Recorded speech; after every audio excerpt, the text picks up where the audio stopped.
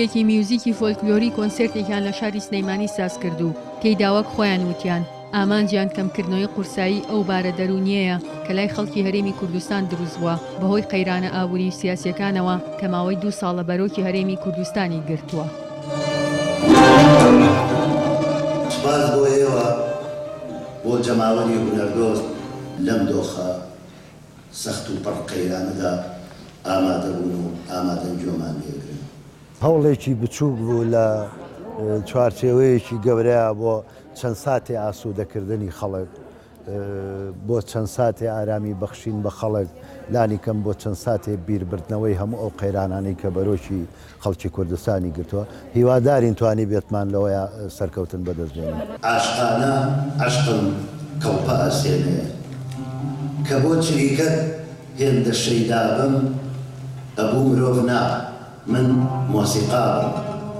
کۆنسێرتەکە لەلایەن گروپی میوزیکی لۆر ساز کرابوو. گروپەکە گروپێکی فۆلکلۆریە تێیدا میوانداری خانمە هونەرمەندی ڕۆژهەڵات مەهرون مەستوفی کردبوو. چەندین گۆرانی کوردی فۆلکلۆری پێشکەش کرد.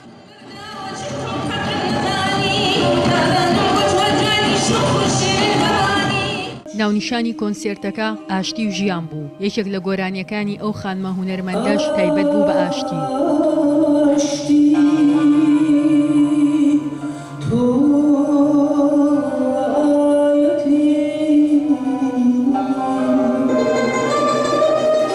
لەگەڵ گۆرانیەکانیشدا تێکستی شاعرانی کلاسیکی کورد لەلایەن باست حەمەغەریب خوێندرایەوە.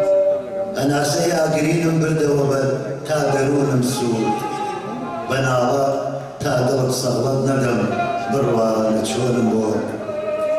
ئامادەبوانیش بە گرنگیەوە باز لەم جۆرە کۆنسێرتانە دەکەن بۆ ئەم دۆخەی ئێستای کوردستان کە زۆربەی ڕاگەیاندنەکان سەرقاڵی قەیرانە سیاسی و ئابووریەکان و کەمترین بایەخ بە بابەتە هونەریەکان دەدەن.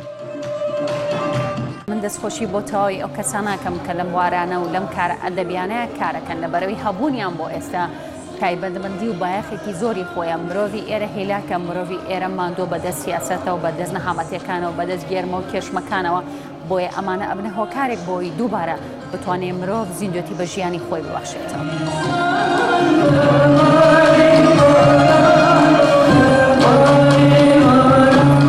ئەم چالەکیانە زۆر گرنگە بۆ ئێستای کوردستان لەبەرەوەی ئێمە لە وەزعێکی زۆر ناهەموارایی زۆر شڵەژانێک بە میلەتەوە دیارە.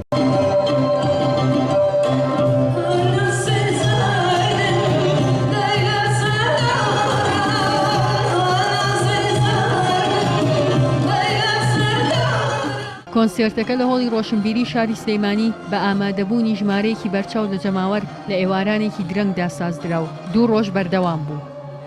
ژیار محەممەد، دەنگی ئەمریکا، سلێمانی.